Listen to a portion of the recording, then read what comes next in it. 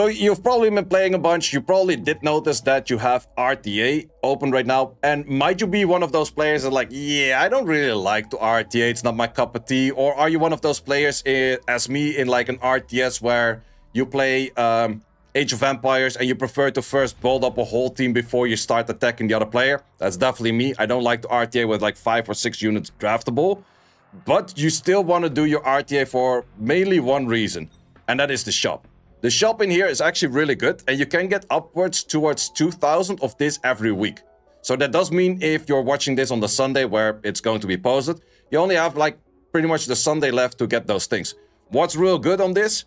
Well, there's a bunch of things. I would mainly say that the perfect lattices are incredibly good in this, but also just straight up like Etheria coins or training data is something that you will use a lot of later. And as you guys can see, you can get a lot of good stuff in here. Also, the anima crystal points are for the ones over here. People were asking, can I buy this thing without having the unit? No, you buy the second one, but you don't have the original one yet, so that doesn't really count. But the things you can buy on this is, for example, is like a Sanya skill up, which is actually pretty good, because if you have a Sanya max, it's definitely one of those units that everyone is using, and she's worth to get that 10% damage up, 10% damage down. So those are definitely good things to get in there, and those are located at the Summit Arena. But then you might ask, like, okay, how do I actually get all of those? And I will actually go through all of the shops that are what is useful in all of those shops in just a second. But first to talk about RTA. So would you say it's like, okay, what if I don't really have a good team to do any of this, or I'm kind of under-leveled or whatever? If you queue long enough and the game doesn't match you with anyone else, you will play against the bot. Those bots are always having like super low shit. And you can find bots all the way upwards of platinum. So in this case, I am fighting a bot. And you can see that by the dot within the name. Sure, there's some people kind of trolling and they do put in their dot in their name itself. It is a possibility. Dots do actually leave the battle as well, which is kind of funny. Well, as you can see right now, I only have like 6 units draftable. Because the moment that you look at the Romoka is not draftable for me. So it's just these units in here. Oh, wait, that's just... Yeah, no, that's 6. I thought for a second it was 5. I had a Kraken before, but I actually reverted the Kraken because the unit is shit and didn't do what I wanted to do. So I actually went for another hollow unit that does it better, which is the She for the Doki Doki thing. So the main thing is I'm always hoping, please don't steal my units, please don't steal my units. RTA works a little bit different than in Sky Arena, where normally if you have 2 slots where you can draft things, you just tap on the 2 units and you press OK. But in this case, you draft 1 unit, you press OK, you draft another unit, you press OK again. It's a little bit something you have to get used to, but it's totally fine. Actually, did not steal any of my units. Most of the time, if you want to go for a bench, just look at what unit mostly would be fast. In this case, I would say Doki has a potential to be fast, either Freya or the Kraken, so he has 3 units that could be fast. Also, if you really don't like to do RTA, you just draft your stuff and you press auto. Because auto is... just very, yeah, your auto is good. Your auto will probably play almost better than you because they just always use the right skill. It's not like in Sky Arena where it's like, oh, we're gonna auto, we're gonna use a bunch of skill 1s. No, they always use their skill 3s. It's just some units, they have certain interactions such as Lily. She will always pair up with the highest attack that is next to her. So in this case, maybe not the best of options. But still, it's totally fine, and as you can see, probably we one-shot a bunch of units here, or didn't one-shot things. If we killed 1 or 2 units, mostly the bots tend to leave, which is pretty chill.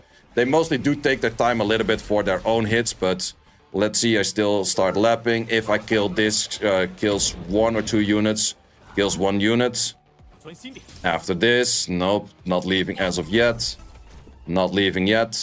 The moment you take 1 turn, probably they leave right after. And... do you take your turn or do you leave? You leave. So if there's 2 units left, bots tend to leave. So that's definitely a thing right there. I did actually not spot it. I will put it as a screenshot over there from the video itself. You saw at the bottom the thing where you have like 1900 something out of 2000. You want to max that out every week. It's very easy to max out because you need to have 1 victory gives you 100. 1 lose gives you 10. So if you do 200 losers, you get there. If you do 20 wins, you get there. So probably 100 losers versus 10 wins, you get there. But the thing is, the moment you go in, you immediately queue into someone and you would leave, you get in such a low state of your points that other people are most likely doing the same. So you're pretty much just leaving instantly, and the only thing is leaving against bots. I would play against the bots the moment you see a full name, and you don't really want to RTA, that's where you leave. So that's my recommendation on that. Or you give them a little bit of time for them to leave. So it's, you just kind of do the trading on that, just to get those points in once again for the shop, because this shop is just absolutely really good. Like, you do not want to miss out those 2,000 points every week. And since we started off on having RTA on the Saturday, you can only Saturday and Sunday, and they already have the week reset. So then also talking about all of the shops. What do you want to buy and what do you want to buy in what order? In this case, I would say perfect lattices, because those 10 will actually net you towards a full one. So if you get 3,000 points in here, that's not a perfect lattice. Really good. Besides that, what do you want to go for? Late game, you're probably thinking about Etheria coins or Etheria training data. Or you just go for these over here to get some more summons in. I think early game, you're definitely going to be focusing more on summons. Late game, you're going to be focusing more on these. And also, the shadow prints are definitely really good as well. I'm not 100% sure how many of those are equal to a red one, but I think it's 4 yellows for 1 red. And as you can see over here, this means that you get like half a net 5, or like half a 6-star, with just getting all of these, which is really insane. And you get those rewards anyways. So let's look at the other shops, what's useful to get in here. I would definitely say the perfect lattices, once again, red shadow print, definitely worth it. I would also give high value to these advanced prowess packs, because at some point you want a lot of skill up material for a lot of units, especially on the light. You will notice when you start doing the different dungeons, the light one is really ass. So if you're focusing on light units such as the Mio or such as the Messiah, or even just your Marvel, you want to be using all of that resource on light. And why is light that annoying? Because light has 2 units that cannot be pushed back, but they push you back. And then Messiah starts one-shotting you. Super annoying. So therefore, this shit you want to put on light, but it's definitely good things to buy from this. Currently, I will try to get to 1,000. Maybe I went a little bit too hard on buying these. This one was a misbuy, but I definitely think I can get like to 1,000 with the days that are left for this, because I haven't done the Union boss yet today. Anything else later is kind of what you need at the moment, but I would definitely focus on the perfect lattices, red shadow prints early on, and then these early on, and then late game you're going more in towards like Etheria coin or just add in more summons. Summon shop, if you want to focus hard on Leon, you could go on Leon, but once again, don't really recommend that. Perfect lattices, shadow prints, kind of repeats, and then afterwards you could go for either more summons, because you kind of recycle summons with summons, it's not that bad.